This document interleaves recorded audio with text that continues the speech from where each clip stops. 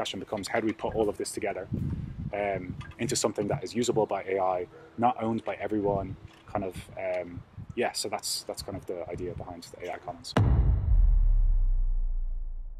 The AI Commons, which he's now going to explain, which I just sprung on him about 30 seconds ago, so if it doesn't come out great, it's my fault. Cool. So I'm Richard Blythman. I'm the co-founder and CEO of Algovera. I'm a machine learning engineer by background, so I've worked in a few big tech companies. I've got like 5 years experience in what we would now call generative AI and actually putting these algorithms into products. So I'm on a bunch of patents at some big tech companies and also some research. So yeah, I kind of use a few different words interchangeably for kind of like an AI platform or an AI hub or something like an AI Commons. I kind of use a lot of these terms interchangeably. And there's been a few different generations of AI platforms. So like the first one that I always describe is GitHub. It's basically a place where you can upload your code, and that's where a lot of like AI developers come to collaborate. That was like the first generation, I would say. And then the second generation is something like Hugging Face. So I don't know if people know the Hugging Face platform. It's basically a place where you can upload not only code, but also data and model weights. So you couldn't do that with like GitHub. It just didn't have the storage space. So if people were writing AI research papers, they would often put the code on GitHub, and then they'd have like the model weights and data on Google Drive, and you'd have to like run this big install script to get it working and stuff. So Hugging Face kind of put that all together and said, we're going to be an AI platform, not just for code, but also for like data and models as well. So just like more assets, right? And that's kind of like what I sometimes call software 2.0. And like code is like software 1.0, where you have to like write each line step by step. And then with machine learning, you have this like, you don't manually write the code. You just like kind of create a data set of like inputs and outputs, and then you can like learn that mapping function to learn it automatically. And I think what's happened recently is that we're getting like a new generation of AI, which is like going to need a new generation of AI platforms. And so what is that? It's like these large language models and everything built on top of them, right? So the big thing that changed with large language models recently was that they were more general and they could perform multiple tasks. And so you can actually, just with like say ChatGPT, you can say summarize this document, and it will like do the summarization task pretty well. Or you could say extract this data from this this website, and it will actually do the extraction task quite well.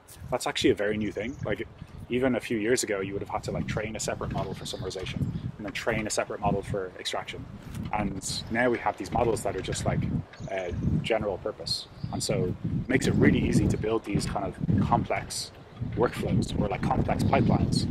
And you can use like the same model each time, just with a different prompt. You can get this like really complex logic. And so like that's one thing that's changed, is that the next generation of AI platform is going to be more focused on workflows or pipelines or these like systems on top of these language models. So that's like one thing. More workflows are needed, and Hugging Face doesn't support workflows at all, right? So up until very recently, you couldn't run a Hugging Face model on a Hugging Face dataset. They didn't work together. And so yeah, it's very hard to like build these pipelines of like different models on Hugging Face. You just can't really do it. That's one thing. Also, everyone's probably seen like the agents and autonomous agents like Baby AGI and AutoGPT. So what you can now do is like connect your models to different tools, which could be the Google Search API, or it could be like pretty much any API, right? It could be like a Python interpreter, it could be like a Bash interpreter, it could be like a calculator. And that's one thing that's new. So we don't just have language models, we also have language models together with tools.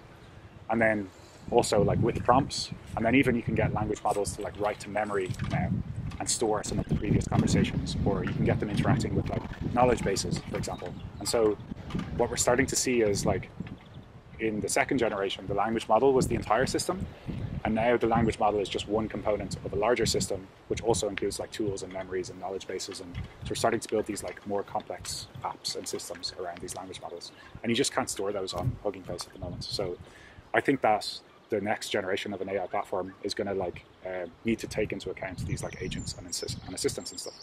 And then the next part is like, so we built all these previous AI platforms, but we built them on centralized infrastructure. And so Hugging Face is great. They do like a ton of open source work, but it's still a centralized platform with centralized governance, and they have censored things in the past, and like maybe that will increase over time as they become more big and like, I don't know, closer with governments and stuff like that. And so there's a bunch of limitations, which is if AI becomes as important as everyone thinks it's going to become in the world and everyone has access, that's going to give Hugging Face an incredible amount of power to like basically be able to censor people.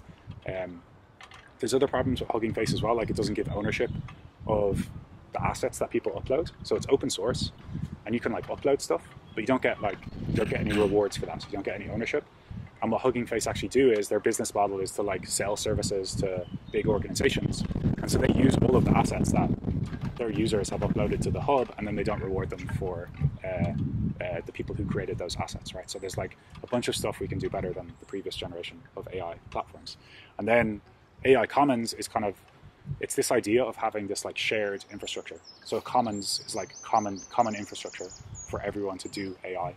And like, can we even have an AI Commons when a single company kind of like runs that Commons? I think it would be much better if the Commons was created by multiple different projects. And that's what we've started to talk about at some of these conferences. Like, for example, Ceramic are building like knowledge graphs. Maybe there's some decentralized compute projects. There's decentralized storage projects. There's like DAO tooling. I think all of these projects are building infrastructure for the AI Commons. And then the question becomes, how do we put all of this together into something that is usable by AI, not owned by everyone, kind of, so that's kind of the idea behind the AI Commons or AI platforms. Does that answer your question? Yes. Okay, in a very great. roundabout way. But I think